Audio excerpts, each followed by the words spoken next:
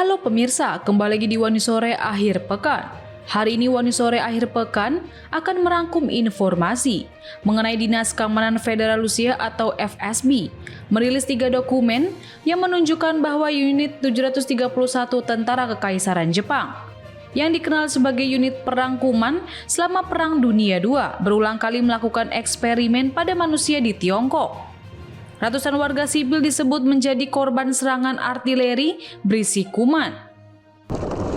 Berita selanjutnya, pemirsa, anggota DPR RI fraksi PDIP Deddy Sitorus kini sedang ramai diperbincangkan oleh publik. Pasalnya, Deddy menganggap bahwa tunjangan rumah sebesar 50 juta rupiah per bulan untuk anggota dewan merupakan hal wajar. Bahkan ia menyebut jangan menyamakan anggota dewan dengan rakyat jelata. Menanggapi hal itu, publik merasa sangat geram dengan ucapan anggota DPR tersebut. Apalagi anggota dewan digaji oleh pajak masyarakat. Pemirsa, inilah Wani Sore Akhir Pekan selengkapnya.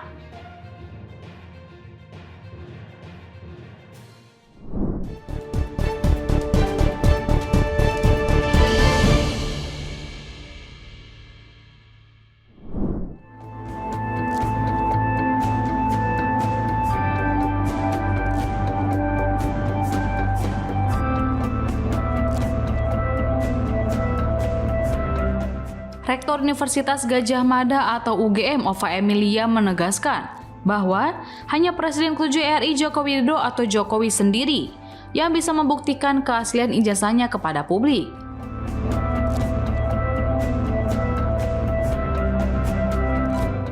Ova menyebut pihak kampus tidak memiliki kewajiban untuk mengklarifikasi lebih jauh soal tuduhan ijazah palsu yang terus bergulir terhadap Jokowi.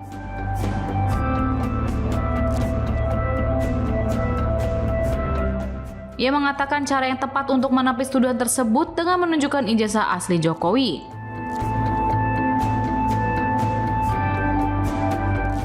Hal ini disampaikan oleh Ova Emilia melalui video yang diunggah di kanal YouTube UGM pada Sabtu 23 Agustus 2025. Ia menegaskan pihak UGM sudah menyerahkan ijazah sarjana kepada Jokowi ketika ia diwisuda pada 19 November 1985.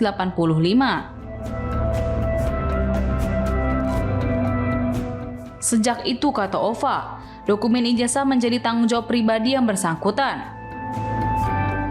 Namun, jika masyarakat masih ragu dengan keaslian ijazah milik mantan wali kota Solo tersebut, maka dipersilakan Jokowi untuk menunjukkannya ke publik.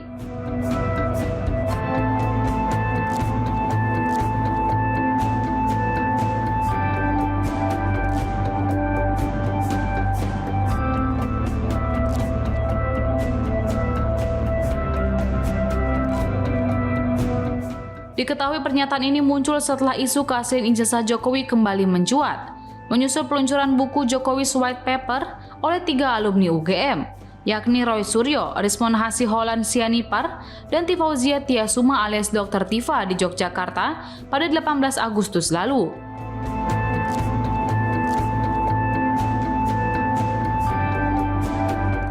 Ova menekankan bahwa UGM tidak bisa ikut campur lebih jauh dalam pembuktian ijazah seseorang.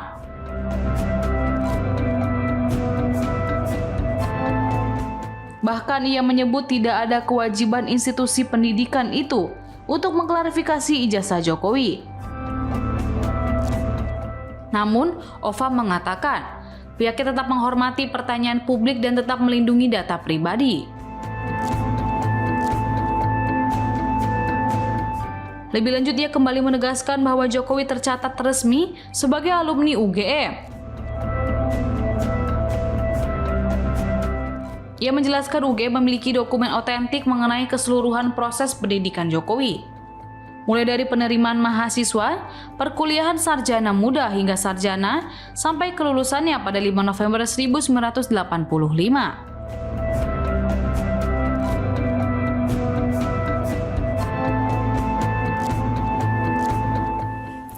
Assalamualaikum warahmatullahi wabarakatuh. Saya Ova Emilia, Rektor Universitas Gadjah Mada. Berikut adalah pernyataan resmi UGM terkait ijazah Bapak Joko Widodo. 1. UGM mengikuti dengan baik perkembangan di masyarakat terkait adanya pihak yang mempertanyakan keaslian ijazah seorang alumni UGM yang bernama Joko Widodo. 2.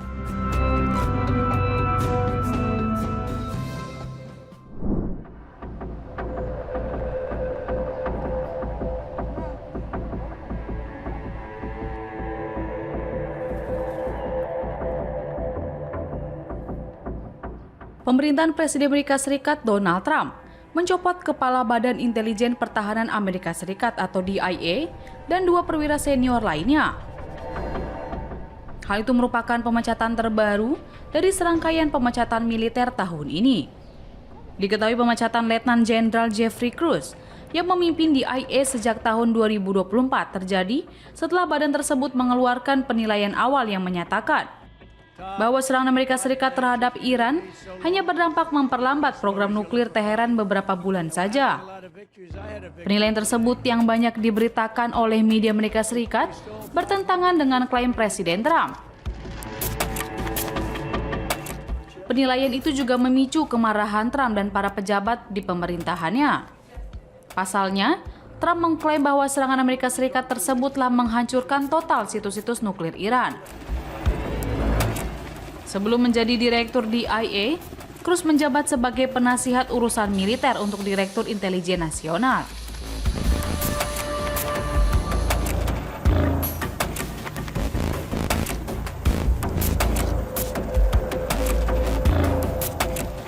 Ia juga pernah memegang berbagai posisi termasuk Direktur Intelijen untuk koalisi melawan kelompok ekstremis ISIS. Pada bulan Juni lalu, Amerika Serikat melancarkan operasi besar-besaran terhadap 3 lokasi nuklir Iran. Operasi tersebut melibatkan lebih dari 125 pesawat militer Amerika Serikat, serta sebuah kapal selam berpeluru kendali. Trump menyebut serangan itu sebagai keberhasilan militer yang spektakuler dan berulang kali mengatakan bahwa serangan itu melenyapkan situs-situs nuklir tersebut. Namun, penilaian awal DIA menimbulkan keraguan terhadap klaim Presiden Amerika Serikat tersebut.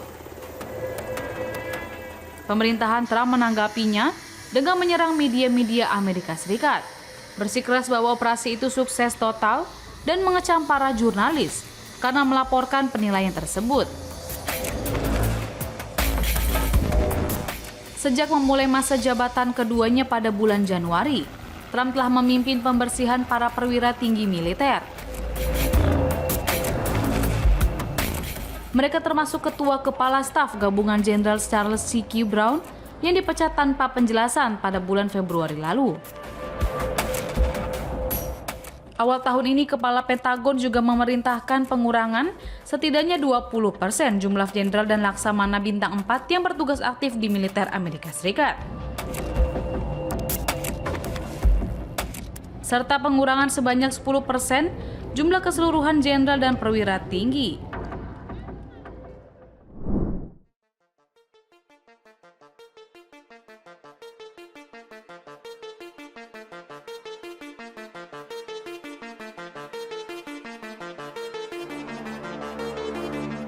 Wakil Ketua Komisi 3 DPR RI Ahmad Sahroni merespons kritik rakyat terhadap kinerja anggota parlemen. Dalam beberapa waktu terakhir, media sosial diramaikan dengan desakan agar DPR RI dibubarkan. Hal ini menyusul dengan aturan gaji dan tunjangan anggota legislatif yang mencapai ratusan juta. Menanggapi hal itu, Sahroni menilai desakan untuk membubarkan DPR merupakan sikap yang keliru. Bahkan, ia menyebut pandangan pembubaran DPR sebagai mental orang yang tolol. Menurut Sahroni, wacana pembubaran DPR justru akan menimbulkan masalah baru. Pasalnya, jika tidak ada peran DPR, maka fungsi legislasi, pengawasan, dan representasi rakyat tidak dapat berjalan. Politikus asal Nasdem itu menyebut bahwa anggota DPR tidak anti terhadap kritikan dari masyarakat. Kendati begitu, ia berharap agar kritik yang dilontarkan bisa memberi ruang untuk perbaikan bagi DPR. Lebih lanjut, Sahroni menyampaikan bahwa anggota DPR juga manusia bisa yang bisa salah. Meski mengakui DPR belum sempurna, Sahroni meminta publik tidak terus-menerus menghujat setiap kebijakan yang diambil parlemen.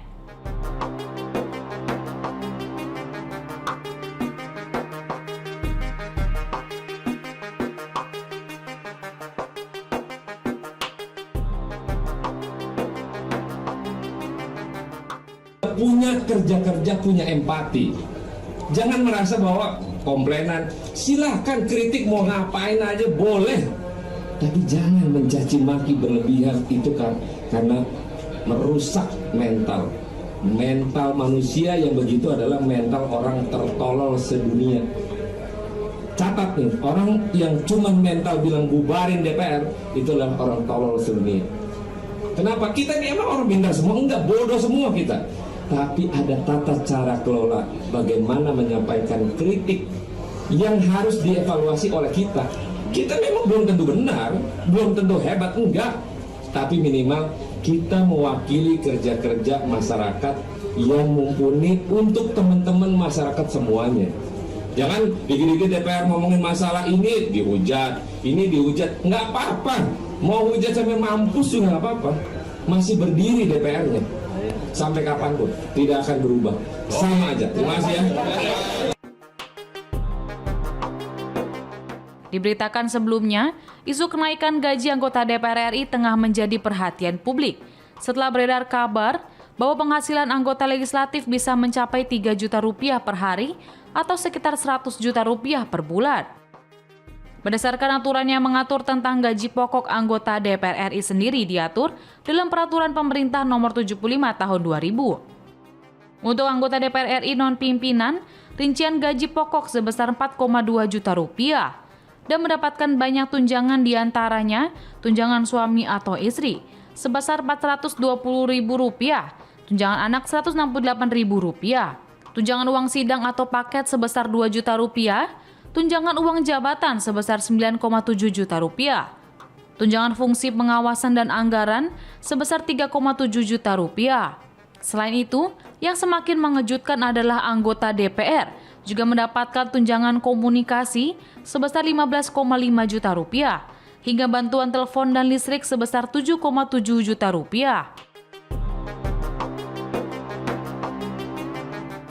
Kondisi ini berbanding terbalik dengan kondisi gaji yang diterima oleh guru honorer yang hanya mendapat Rp200.000 hingga Rp500.000 per bulannya.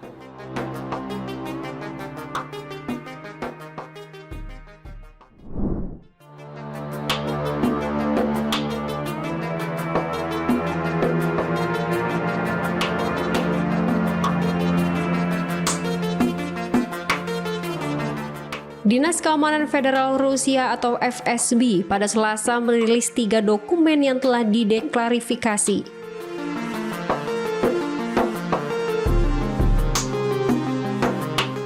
Dokumen itu menunjukkan bahwa unit 731 Tentara Kekaisaran Jepang yang dikenal sebagai unit perangkuman selama Perang Dunia II berulang kali melakukan eksperimen pada manusia di Tiongkok.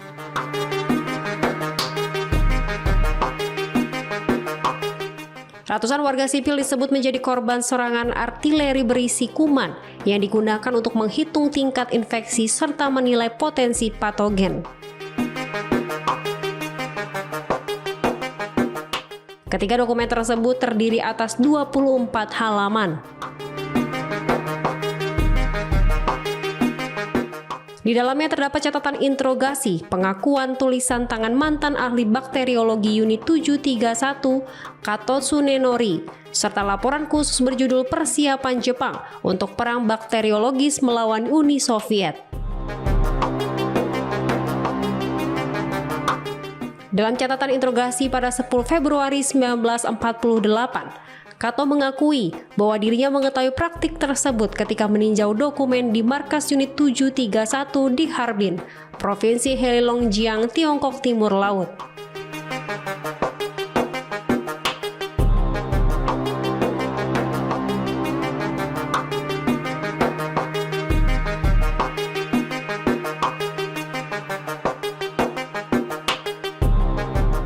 Ia menyebut bahwa ratusan warga sipil diusir ke alam terbuka dan dibombardir dengan bom berisi bakteri pes, antraks maupun kolera. Setelah serangan berlangsung, para peneliti dikatakan mengumpulkan jenazah untuk menghitung jumlah korban yang terinfeksi sebagai dasar evaluasi efektivitas bakteri.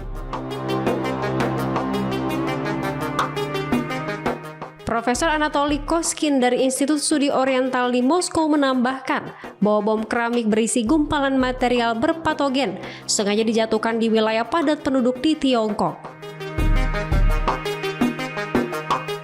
Serangan itu menurutnya tidak ditujukan ke unit militer, melainkan langsung ke warga sipil.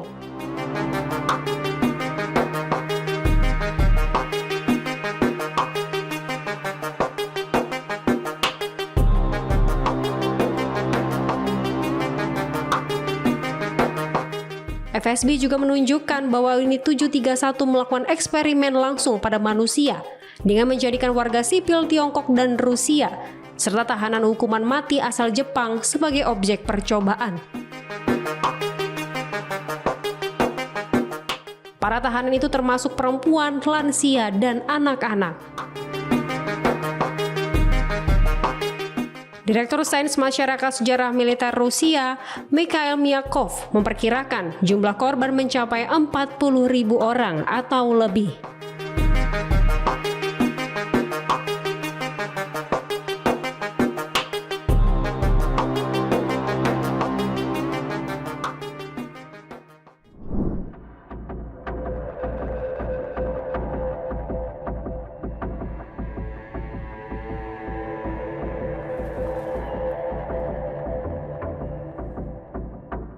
Anggota DPR RI fraksi PDIP Deddy Sitorus kini sedang ramai diperbincangkan oleh publik.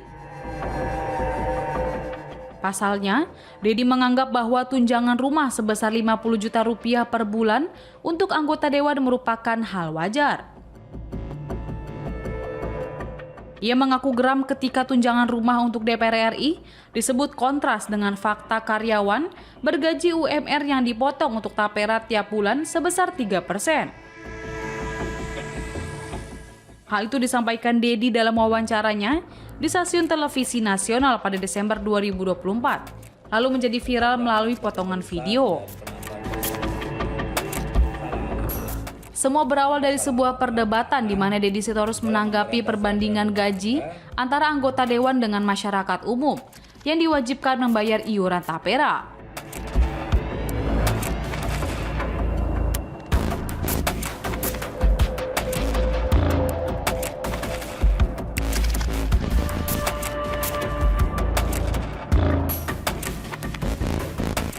Alih-alih memberikan penjelasan yang baik, ia justru memilih kalimat yang membuat masyarakat geram. Deddy menolak perbandingan tersebut dan menyebutnya sebagai bentuk kecacatan logika. Bahkan, ia menyebut jangan menyamakan anggota dewan dengan rakyat jelata. Diketahui istilah rakyat jelata sendiri memiliki konotasi yang merendahkan, mengacu pada masyarakat kalangan bawah. Menanggapi hal itu, publik merasa sangat geram dengan ucapan anggota DPR tersebut.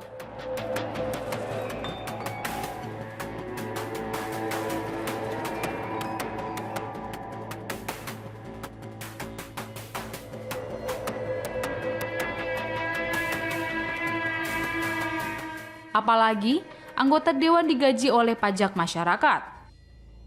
Sehingga masyarakat menilai bahwa wakil rakyat yang seharusnya menjadi bagian dari mereka, kini justru memposisikan diri sebagai kasta yang lebih tinggi.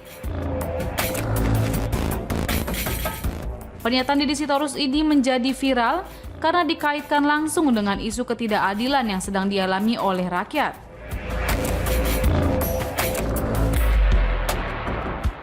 Kontroversi ini menambah panjang daftar pernyataan pejabat publik yang menuai protes akibat penggunaan diksi yang dianggap tidak pantas.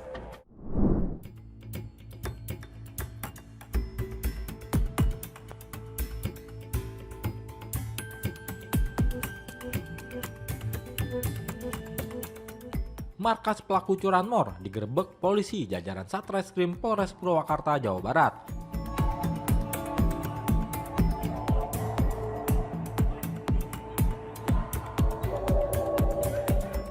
2 pelaku yang berusaha kabur terpaksa ditembak oleh petugas. 5 pelaku yang berhasil ditangkap sudah melakukan aksi curanmor di Purwakarta sebanyak 18 kali selama 4 bulan terakhir.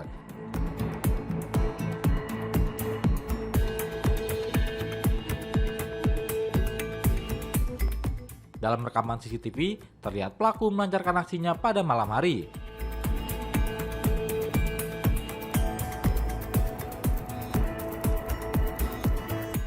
Pelaku mengendap-endap hingga berhasil mencuri motor yang terparkir di depan rumah. Bermodalkan CCTV, polisi berhasil mengendus keberadaan pelaku dan jajaran menggerebek 2 titik lokasi persembunyian para pelaku di wilayah Subang.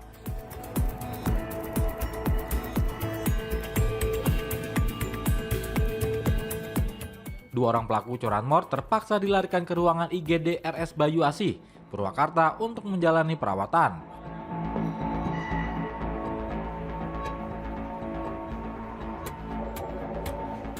Setelah dilumpuhkan timah panas karena melawan saat akan ditangkap. Keduanya adalah Chandra, 34 tahun, dan Dedi, 40 tahun, dan keduanya merupakan warga Subang, Jawa Barat.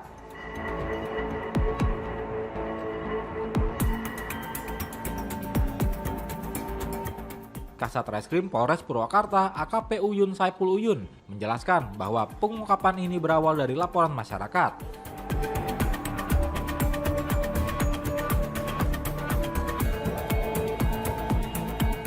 Terkait hilangnya sepeda motor saat akan melaksanakan sholat subuh di daerah Cisaruh, Cipaisan, Kabupaten Purwakarta.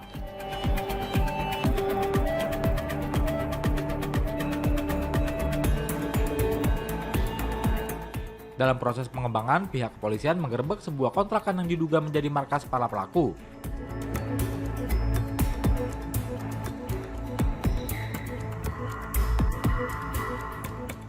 Di lokasi tersebut ditemukan sejumlah plat nomor kendaraan yang diduga berasal dari motor hasil curian.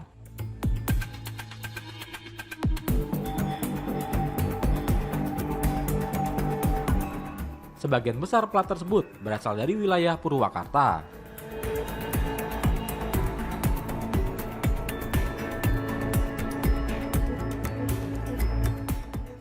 Melihat adanya ciri-ciri daripada pelaku sebagaimana CCTV, kemudian adanya ciri-ciri kendaraan bermotor yang pada sedang di staf oleh pelaku. Hingga kami melakukan penggeledahan lagi, temukan ada beberapa pelaku yang melarikan diri. Ya, melarikan diri, kami berikan himbauan dan kami lakukan tindakan tegas dan terukur hingga kami dapat mengamankan dan membawa ke rumah sakit ini. Yang kami dapat amankan saat ini adalah sementara ada baru 5 pelaku, ya, terduga pelaku. Kemudian para pelaku ini mayoritas semuanya adalah warga di luar warga Purwakarta. Ya. Ini adalah warga Kabupaten Subang dan tempat mereka melakukan perbuatannya itu adalah ada di Karawang, kemudian juga Purwakarta. Di kita adalah 18 TKP. Kemudian di wilayah Subang ada beberapa TKP yang mereka lakukan. Dan sampai saat ini pun kita masih melakukan pendalaman ya, dan terhadap kelompok ini belum pernah tertangkap. Alhamdulillah berkat kerjasamanya masyarakat melapor ya kepada kita respon kepada masyarakat hingga kita bisa menemukan kelompok pelaku ini.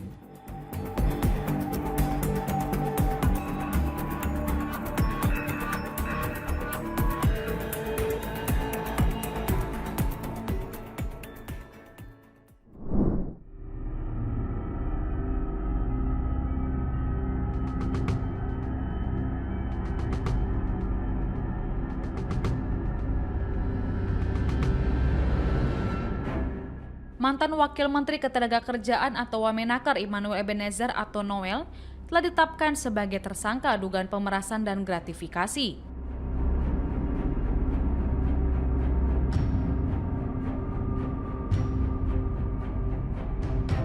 Noel diduga mendapat jatah sebesar 3 miliar rupiah dan motor mewah bermerek Ducati.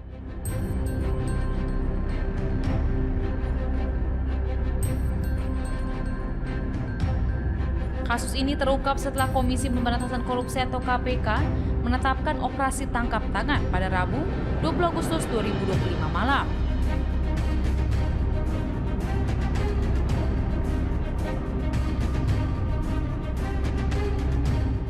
KPK kemudian menetapkan 11 orang, termasuk Noel, sebagai tersangka dalam kasus ini.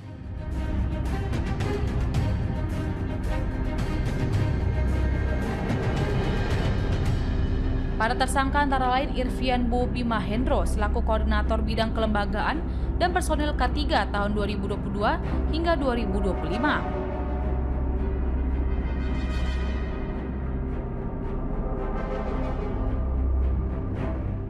Anita Sari Kusumawati selaku subkoordinator kemitraan dan personel kesehatan kerja tahun 2000 sampai sekarang. Sekarsari Kartika Putri selaku subkoordinator.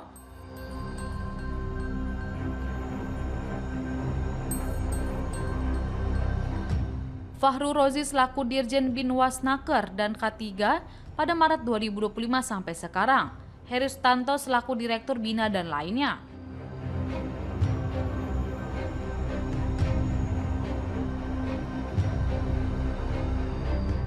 KPK mengatakan kasus dugaan pemerasan ini terkait pengurusan sertifikasi keselamatan dan kesehatan kerja atau K3.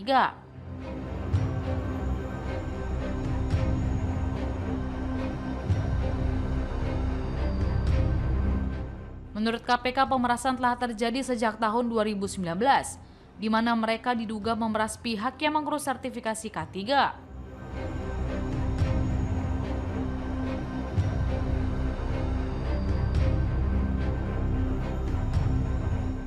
KPK menyebut pihak yang mengurus sertifikasi K3 seharusnya hanya membayar Rp275.000, tapi malah diperas hingga Rp6 juta.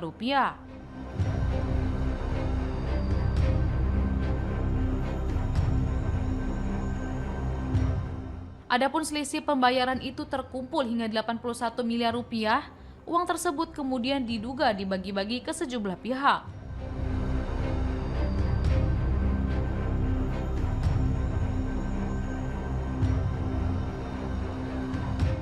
Ketua KPK Setio Budianto menguraikan detail jumlah duit yang diterima para tersangka.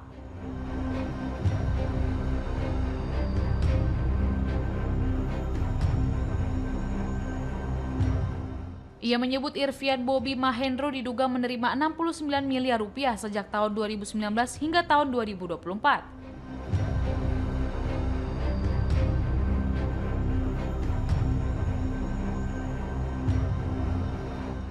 Berikutnya, Gary Aditya Herwanto Putra diduga menerima jatah Rp3 miliar sejak tahun 2020 hingga tahun 2025.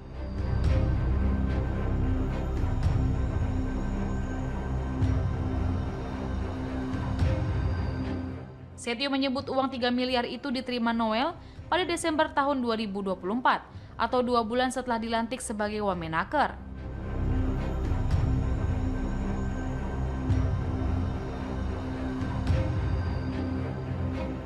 Selain uang 3 miliar rupiah, Noel juga diduga menerima motor Ducati dan kini sudah disita oleh KPK.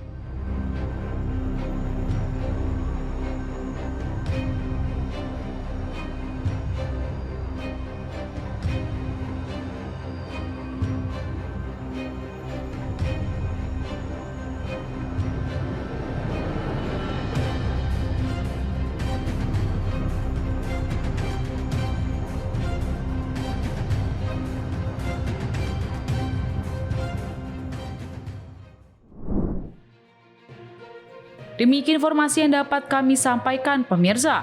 Terima kasih telah bergabung bersama kami.